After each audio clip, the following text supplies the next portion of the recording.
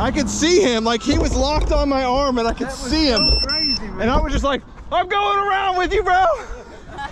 He didn't disarm. I disarm immediately because I'm crashed into somebody. And he stayed armed and we kept flying. I was like, dude, we're going faster. Me and Joe. Who was stuck to you? Me and Joe.